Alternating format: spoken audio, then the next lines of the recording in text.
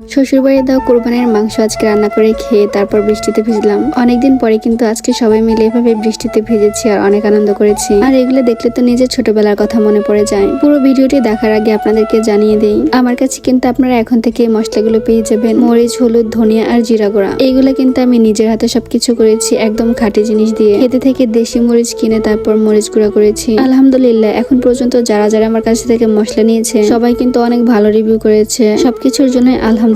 যারা যারা মশলা নিতে চাচ্ছেন লাবণীস অর্গানিক এই পেজে এখন ইনবক্স করুন। শ্বশুরবাড়িতে কোরবানি দিয়েছিল, তো সেখানে থেকে এবার মাংস পাঠিয়ে দিয়েছে। প্রত্যেকবার কোরবানি দিয়ে কিন্তু আমার শ্বশুরবাড়ি থেকে মাংস পাঠিয়ে দেওয়া হয়। তো এই মাংসগুলো আজকে নিজের হাতে রান্না করব।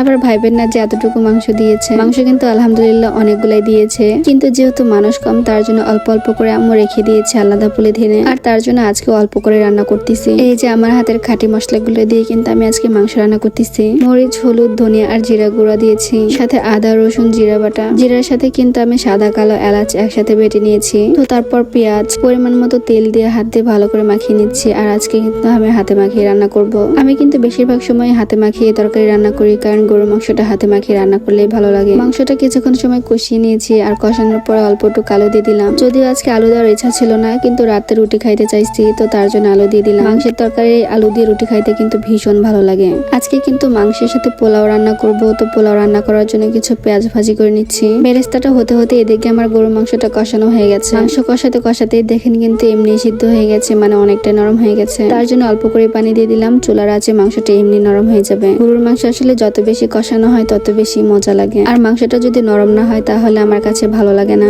তার জন্য আমি গরুর মাংস রান্না করে সবসময় চুলার আঁচে অনেকক্ষণ সময় রেখে দিই। বেরেস্তাটা আমার হয়ে গেছে, নামিয়ে আনার পরে এর ভিতরে আমি পোলাওয়ের চাল দিয়ে দিলাম, সাথে উপরে কিছু লবণও দিলাম। চালগুলোকে ভালো করে অনেকক্ষণ সময় ভাজি করে নিয়েছি। আর আজকে তেলের পরিমাণটা একটু কম করে দিয়েছি, কারণ এত পরিমাণ গরম। এমনি গরুর মাংস পোলাও, তার ভিতরে যদি অতিরিক্ত তেল থাকে তাহলে তো অবস্থা খারাপ হয়ে যাবে। তো পোলাওটাও কিন্তু আমার রান্না করা শেষ। আর আলহামদুলিল্লাহ আমার পোলাও কিন্তু সবসময় এরকম ঝরঝরে হয়। গরুর মাংস পোলাও রান্না করতে করতে তো এদিকে প্রচুর পরিমাণে বাতাস শুরু হয়ে গেছে। আমাদের গাছের আম কিন্তু সব পেকে গেছে, একটু বাতাস হলেই কিন্তু পড়তেই থাকে। এই গাছে থেকে সারাদিনে আম পরে, প্রত্যেক দিনে 2-3 গাবলা করে উঠিয়ে রাখি। আজকে কিন্তু এতগুলোই পেয়েছি। গরুর মাংসের ভিতরে আমার জিরা গুঁড়া দিতে মনেই ছিল না, পরে কিছু জিরা গুঁড়াও দিয়ে দিচ্ছি।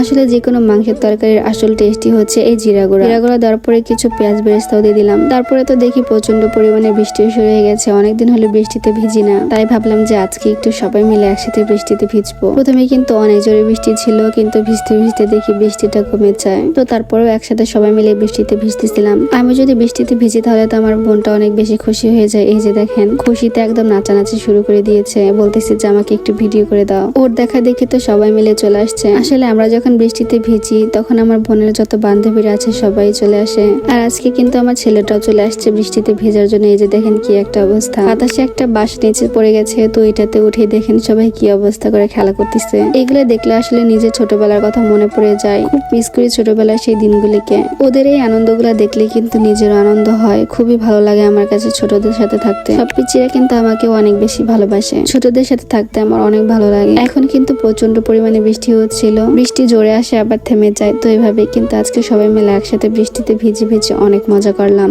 বৃষ্টিতে ভিজতে কে কে পছন্দ করেন কমেন্ট করে কিন্তু জানিয়ে যাবেন। বৃষ্টিতে গোসল করা শেষ করে পরে চলে আসলাম খাওয়ার জন্য। আজকের পোলাওটা যেরকম ঝরঝরে হয়েছিল, তরকারিটাও কিন্তু মাশাআল্লাহ অনেক মজা হয়েছে। তো আজকের ভিডিওটা এই পর্যন্তই। ভালো থাকবেন সবাই, দেখা হবে নতুন কোনো ভিডিও নিয়ে। আল্লাহ হাফেজ।